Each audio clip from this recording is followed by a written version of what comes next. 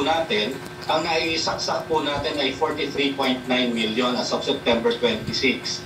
At at that time po, meron na pong mahigit 20 million na fully vaccinated individuals at almost 6.9 million, almost 7 million na partially vaccinated. Meaning pong isang bakuna pa lang po ang tanggap nila of the two-shot regimen.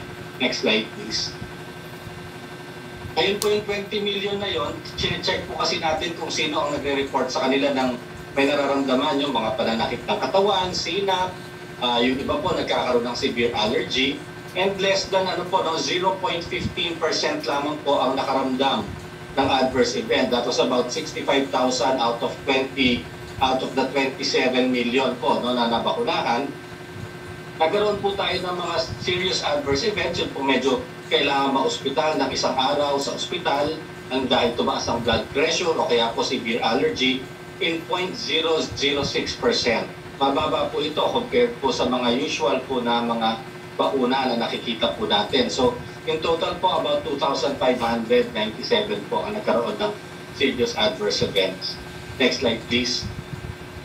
Ang Pilipinas po, very active tayo sa reporting ng adverse events. In fact, highest po tayo sa reporting rate sa Asia. Masipag po ang ating mga vaccinator mag-report. Ngayon ito po, sir, yung binabantayan natin yung mga nagkaka-COVID. Kahit po sila nabakunahan. Ito po yung mga bakuna natin, Sinovac, AstraZeneca, Sputnik, Pfizer, Moderna, tsaka Janssen, and Sinopharm po medyo kaunti lamang.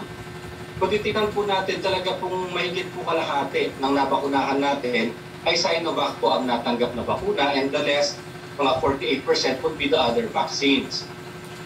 Pero makikita po talaga natin na meron po breakthrough infections, usually po after the kapag po nagkakaroon ng after the first dose, bago po makuha yung second dose, dyan po pinakamarami. At totoo naman po meron pa pong mga mortalities, meron pa pong namamatay from COVID. Pero kapag po dadagdagan at natatanggap po nila yung second dose as we go to the right, nakita po natin bumababa po ang number ng nagkaka-COVID at lalo pong bumababa yung number po ng namamatay from COVID. Ito po yung nakaparenthesis. Next slide please. Ito po yung summary, ito pong susunod. Makikita po natin, before the next dose, ibig sabihin after the first dose po, before they get the second dose, nakakuha po tayo from the general public na report ng 849 cases of COVID at nagkaroon po tayo ng 92 COVID deaths. Pero yun pong after the second dose, before makomplete po yung 14 days, kumunti na po, 126 na lamang ang nagka-COVID at bumaba na rin po yung deaths, 16 na lamang po. Ngayon po yung mga completely vaccinated na more than 14 days hanggang 5 to 6 months po, after the vaccination, meron po tayong 516 na breakthrough infections at 14 na COVID deaths. Konting-konti po yung deaths. All of the deaths were in senior citizen. Mga yung kung may edad na merong sakit, mga hypertensives, diabetic. Isa lamang po yung pasyente na namatay na fully vaccinated na hindi senior citizen. The person is in this late 50s na rin po. Yung mga bata po, kahit po nagkakaroon sila ng COVID, talaga po mabilis silang mag-recover.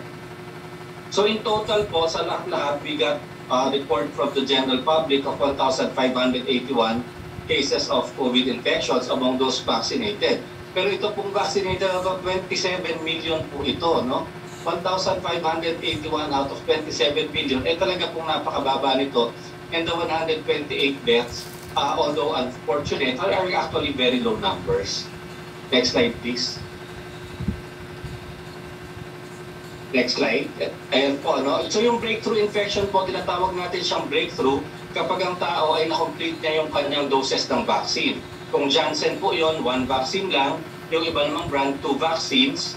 14 days after the last vaccine. Pag nagkaroon pa po siya ng COVID, yun po tinatawag na breakthrough. At meron po tayo niya na-report from the general population na 516 cases or about 0.0025%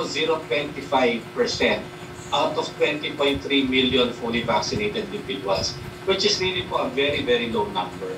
Next slide, please. Pag titignan po natin ito, yung nasa kaliwa po, ito po yung vaccine coverage. Yung kulay blue, yun po yung Sinovac.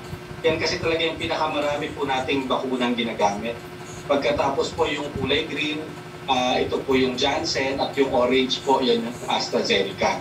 Pero kung titingnan po natin ang breakthrough infection by age group, pinakabata po yung sa kaliwa, yung 18 to 29 at saka 20 to 39, talagang ganun din naman po. Dahil 50% ang Sinovac, 50% din po yung breakthrough infection. No? Proportional naman po sa lahat ng bakuna. Ibig sabihin, wala naman pong bakuna na napakarami niyang breakthrough infection, kundi proportional to the number of people vaccinated. Ang mas interesting actually pong makita rito is that yung 90% po ng ating mga breakthrough infections occur in people 80 to 39 years old. Ito kasi yung mga lumalabas, no? Ito yung mga lumalabas ng bahay, nagtatrabaho, tapos ito po yung nakakawa. At ang kahit po sila ay 90%, pero actually po walang namamatay sa mga yan, ano? Ang pong 5%, itong 60 to 75 and above, actually comprise less than 5% of breakthrough infections. However, almost all of the deaths are in this age group. Ito pong more than 60. So ang aral po dito, talagang yung mga bata, dahil lumalabas sila po yung pwede talagang magkaroon, no, ng infection. Kailangan mag-ingat sila kasi sila magsusurvive sila dahil vaccinated sila. But when they bring it home, yung pong matanda, pag nahawa, yun po ang mas malaki ang chance, no, na magkaroon na mamatay from the COVID even if they are vaccinated. So kailangan po talaga, kahit fully vaccinated tayo, mag-iingat tayo, hindi lang para sa sarili natin, but to protect also the vulnerable population. Next slide, please. Ito naman po yung breakthrough infection as time goes by. No? Yung kulay blue, yun na naman po yung Sinovac dahil more than 52%. And like I said, proportional naman po dahil pinakamarami tayong pinakunahan ng Sinovac, kaya rin din tayo pinakamarami nakikita ng breakthrough infections. However, kung titingnan naman po natin one-one, no? From 30 days, 1 month, 2 months, 3 months, 4 months, 5 months, hindi naman po dumadami yung incidence ng breakthrough infections. We get about 60, siguro mga 50 to 60 every month out of 10 million people who were vaccinated, for example, with Sinovac. Sa AstraZeneca naman po, makita natin, buwan-buwan, makakakita tayo ng mga 10 to 20 people getting breakthrough infections. Pero napakaliit naman po ng proportion ng kasi ng AstraZeneca na nabakunahan natin, ano? Mga ano lamang po yun, 20% lamang yun, no? Which is about 4 million. So proportional naman. And we see that as we go through time, ito po nasa dulo, 5 buwan na po yan, 150 days, hindi naman biglang tumataas, no, yung number of people getting breakthrough infections dito po sa Sinovac. Ibig sabihin, at this time, wala pa po talagang pangangailangan na pagbigay ng booster dahil hindi naman tayo nakakakita pa talaga ng waning effect po ng vaccine.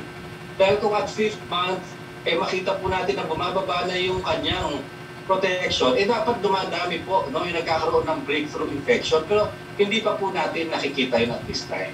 So I fully agree na at this time, there's no reason to believe that we need it immediately. No? Nakikita po natin, hindi pa po nagbabago. Ngayon yung iba pong mga bars, yung orange, yung green, kaya hanggang dito lamang po sila muna sa kaliwa kasi hindi pa po umaabot sa 4th month and 5th month yung kanilang mga vaccination dahil later natin ginamit. Especially yung AstraZeneca, 12 weeks yung difference ng first and second dose. So yung mga fully vaccinated po niya, talagang hanggang 3 months pa lamang sila to 4 months. Yung Sinovac po, yung maabot na ng 5 buwan at malapit na pong maging 6 na buwan.